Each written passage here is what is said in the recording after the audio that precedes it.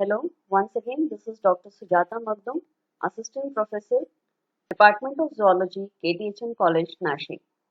I'll be dealing with Immunology for MSc 2, Semester 2, and the topic for today's discussion is Cells of Immune System.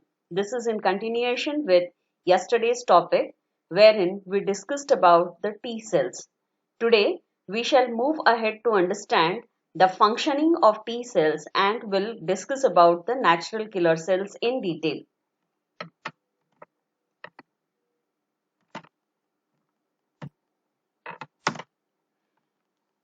As I said that lymphocytes, they are seen developed into the bone marrow and they can be classified into three main types, that is T cells, natural killer cells, and B cells, and these are very small tiny cells which contain basophilic nucleus, and the cytoplasm is very scanty, or you can say it is very less peripherally arranged.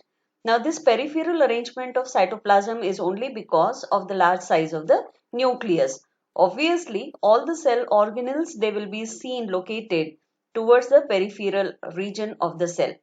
Now, these lymphocytes, they travel to the respective secondary organs for the purpose of maturation. We have understood the progression of T cells into the thymus, wherein it undergoes the phase called as maturation, and this maturation leads to development of certain receptors onto their surface, which are called as T cell receptors or TCR, which we have discussed into the earlier class, that is yesterday. Today, with the continuation of the same topic, we'll try to understand the different types of T cells, and here we can say that these T cells, they can be classified into three main types, that is T helper cells, T regulatory cells, and T cytotoxic cells. There is very less distinction between the T helper and T regulatory cells because both of them, they contain the glycoprotein, which is defined as cluster of differentiation of 4 type, and this enables us to say that there is very less differentiation between the T cells and the regulatory cells. Whereas when we talk about the T cytotoxic cells, here we can say that the surface, it shows the glycoprotein, which is CD8 type. That is the reason these two different categories of the cells, that is CD4 cells and CD8 cells, they locate or they recognize two different types of infections into the body. Say for example, if I am talking about T helper cells or T regulatory cells, they are been interacting with those bodily cells which has the ability to process the antigen, and therefore this processed antigen will be seen defining its specific proteins onto the surface, which gets in association with MHC2 molecules. As a result, we can say that T helper cells as well as T regulatory cells will recognize MHC molecule containing an antigen on its surface, and therefore the interaction is possible. In the same manner, when we consider T cytotoxic cells, now these T cytotoxic cells, they are they are interacting with the MHC1 molecule, and this MHC1 molecule is present onto the cells, that is the bodily cells, which are showing intracellular infection. That means any pathogen, if it is seen present within the cell, then such infected cells will be identified by T cytotoxic cells, which brings about the knocking down effect of the infected bodily cell, and therefore we attain immunity. Now let us move ahead in understanding the different types of T helper cells. These T helper cells can be categorized into four different types. To begin with, the first one is called as Th1 or T helper cell 1. The second is T helper cell 2. The third is T helper cell 17, which is usually seen present into HIV infected patient. and the fourth one is the memory cell. Now we'll go into the insight of T helper cell. Whether it is T helper cell 1 or T helper cell 17 or their memory cell, all of them, they tend to show the same property, that is their surface protein will be able to recognize MHC2 molecule only onto the infected or in antigen presenting cells of the body. This point you have to always keep in mind. That's the reason here I have once again repeated the picture which shows presence of CD4, which is shown into the blue curve you can see here. At the same time, there is presence of MHC2 molecules onto the antigen presenting cell. So such cells will be identified by either Th1, Th2, Th17 or the memory cell. So let us see what is the unique feature of Th1. Th1, these cells, they have the ability to secrete their own secretion, which is called as cytotoxin.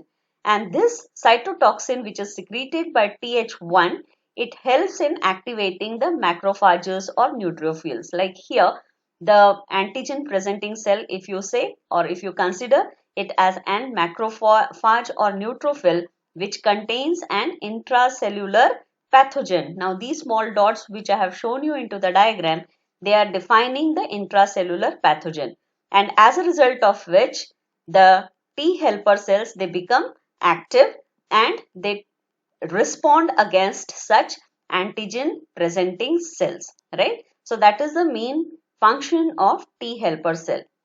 In the same way, when we move ahead with T helper cell 2, these are similar to T helper cell 1 in the sense they also secrete their own cytokines, but then this cytokine is able to activate only the B cell. So see the distinction between Th1 and Th2.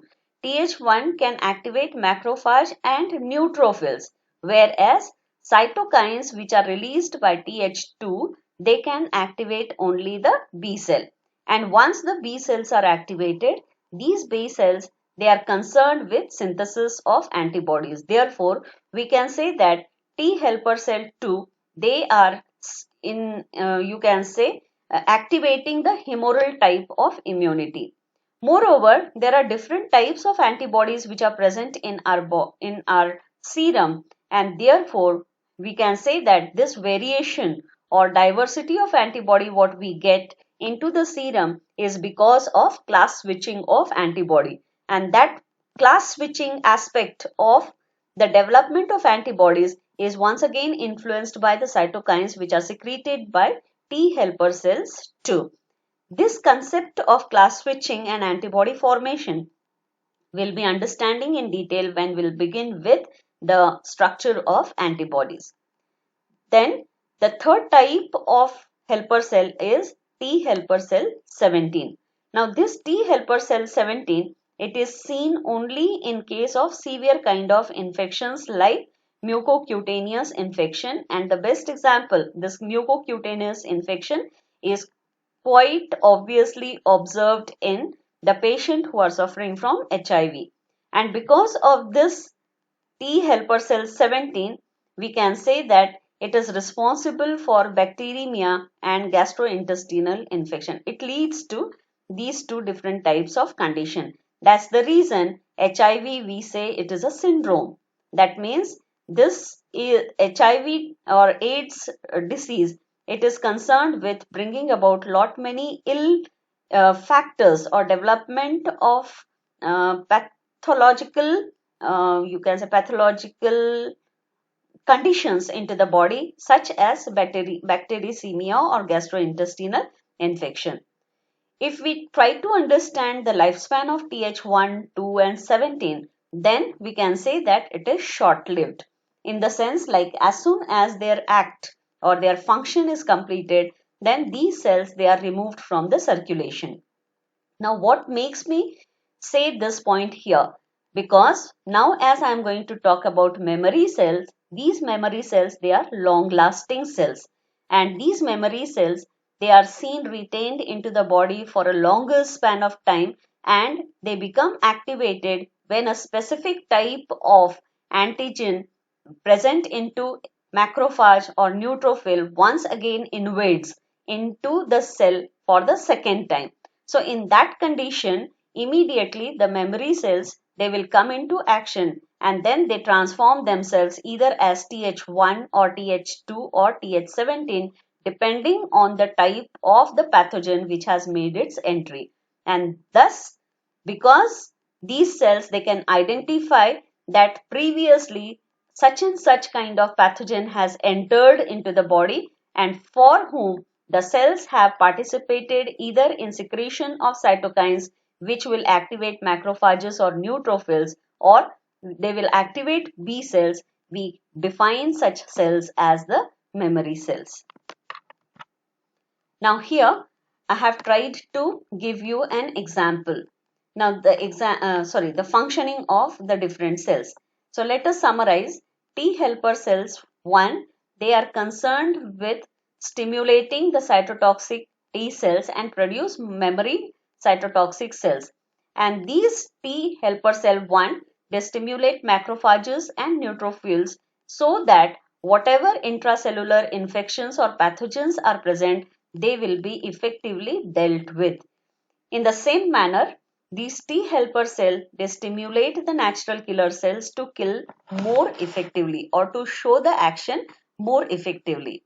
Coming to T helper cell 2, these cells, they are concerned with stimulating B cells, and this B cells, once they are activated, undergo the process called as differentiation, which leads to formation of plasma cells and B cells.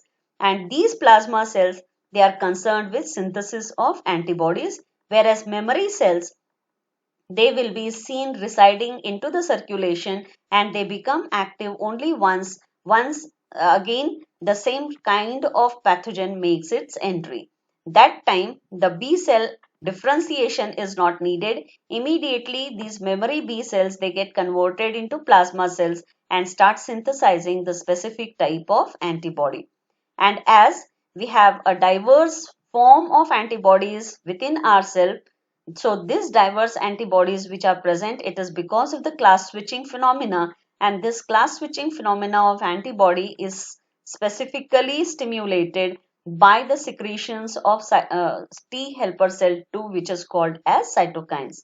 Lastly, T helper cell 17, these T helper cells 17, they stimulate immunity to specific infections such as chronic mucocutaneous infection. Already I have told you that you can consider an example of HIV patient. And the very important cells which are long lived as compared to Th1, Th2 and Th17 are the memory helper cell, which remembers the specific pathogen and mounts a strong rapid secondary response upon re-exposure. Now the second is cytotoxic T cells.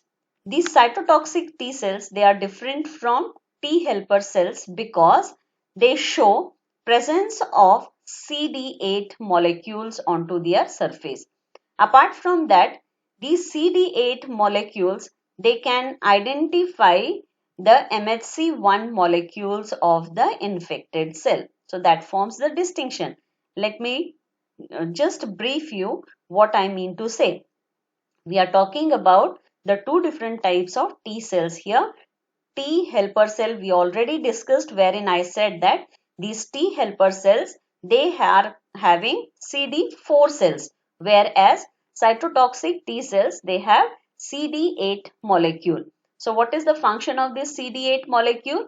This CD8 molecule can identify the infected bodily cell which possesses MHC1 molecule instead of MHC2 molecule. MHC2 molecule will be identified by T helper cell. I hope it is very clear to you. Now in this diagram, what I am trying to make you understand is there is a naive cytotoxic T cell. Naive cytotoxic T cell means this cell has not come across any specific antigenic stimulation. Upon stimulation by an infected cell, then the naive cell becomes active cell. Now here, can you see the orange color what I have shown again?